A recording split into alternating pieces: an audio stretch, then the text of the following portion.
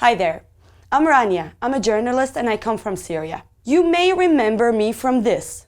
مالي عالمي بالأخير جوانا مجرد ساحة حرب بس عالمي لو مالي ونايا. Before we go any further, let's get some of the labels out of the way. So, I had to leave my city, Raqqa, because of the war. While I was on the run inside my own country, you can say I was an internally displaced. But when I crossed the border into Turkey, I became a refugee. When I arrived in Austria, I applied for asylum. While I was waiting for my asylum application to be approved, I was an asylum seeker. When Austria said yes to letting me stay, I was officially recognized as a refugee. I am too. But at the end of the day, what I wanted is to be safe. But really, I'm just Rania, a woman, person, daughter, journalist, sister, student, Game of Thrones fan, human being. So if you're a little unsure of what's facts and what's fiction about us, that's okay. I'm here to show you how the things politicians and media often say aren't necessarily true. Consider this as a handy guide you can pass on to your friends and family.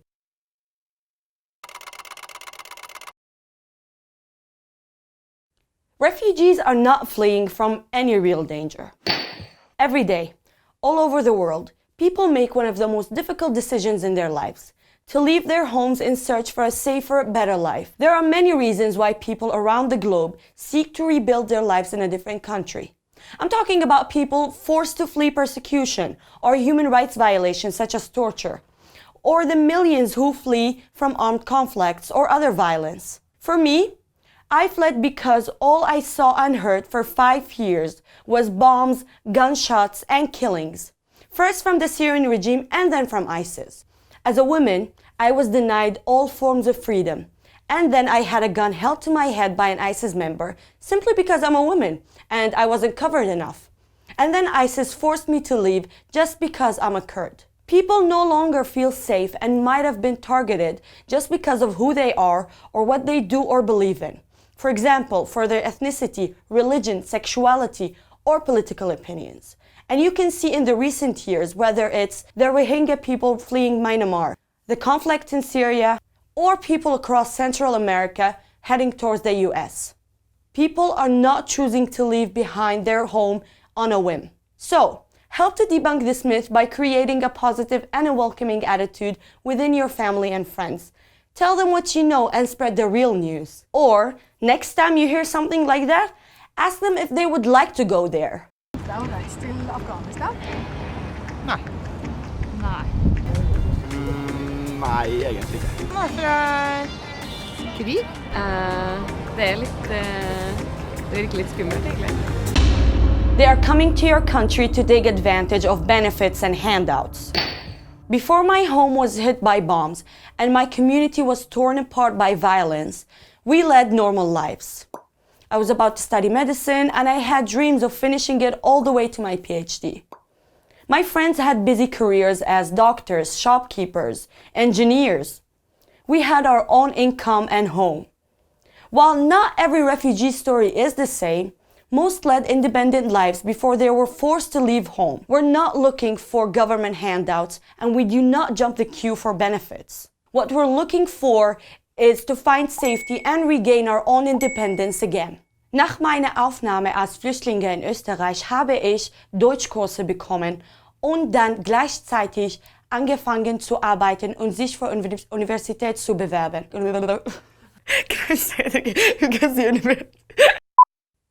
Imagine to be in my situation. What I needed were the tools and advice to help me piece together the life I had before. And I do dream to go back to my country one day. I left my whole family behind in Syria, so the idea of never seeing them again is especially painful.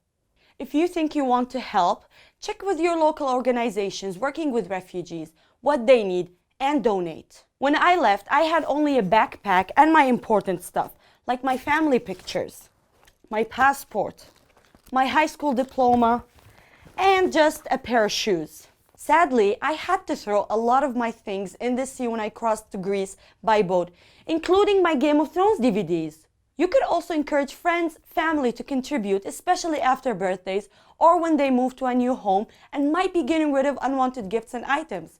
Check these amazing kids in Canada. For my 11th birthday, I decided to donate money to Safe Haven for Refugees because I wanted to make a difference. For my birthday, I decided instead of presents, I told all my friends to bring money because I was donating. Miss Ben was sponsoring a family from Syria. I thought it would be a cool idea to help that family have a better life here in Canada than they did there. Or you can offer a safe place.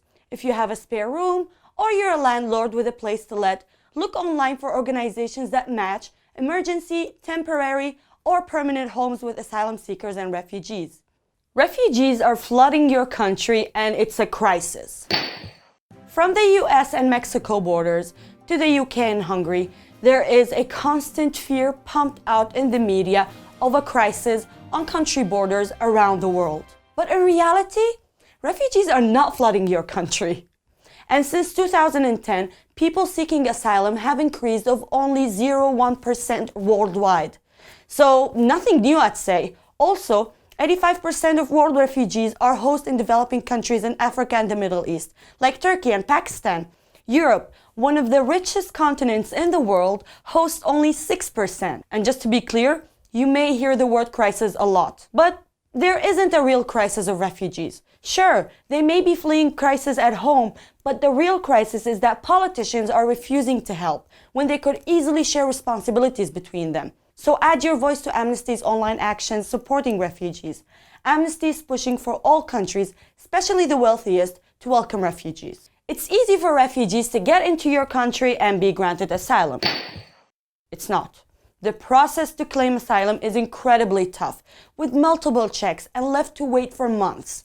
For me, for example, it took me 4 months until I got called for the interview with the judge. For many of my friends, it took up to 2 years. 2 years of not being able to do anything and left waiting in limbo. Which that means not being able to work or pay taxes. We all do want to work and pay taxes. And in America, you must go through the United Nations screening process, which requires extensive background information, interviews, and even iris scans. Less than 1% of those who apply pass to the next step. And if you do make it, you'll have to face stringent US security checks from the FBI, Department of Homeland Security, and the National Counterterrorism Center, amongst others. Stringent. It's not a case of strolling across the borders. And if being granted asylum isn't hard enough, you then find yourself in a country you never ever planned to visit, never mind to live for the rest of your life. So, integration is crucial. Did you know that there are many ways you can welcome refugees in your town? For example, you can join or form a refugee sponsorship group. And if you're up for something different, you can always become a befriender, language teacher, career or legal advisors, and more. Volunteering can be a great way to get to know newcomers to your area and help them integrate. Knowing each other is the best way for an inclusive society. Even if I wanted to help, there's nothing I can do to help. Sometimes it can feel overwhelming what one person can do to help. But there's plenty you can do, from small to big. Like I said, spread your knowledge, be a volunteer, donate your unwanted gifts, help your community to integrate newcomers, add your voice to the millions who already welcome refugees. And lastly, share this video and use it to have a conversation with your friends. Together, we can create a better world. Can I do it? Okay, yeah. So, if you like this video, please give it a thumbs up and subscribe to my channel below. Share and like it and mention your friends. You wanted to do it. I love to do it. I want to have a YouTube channel just to say this.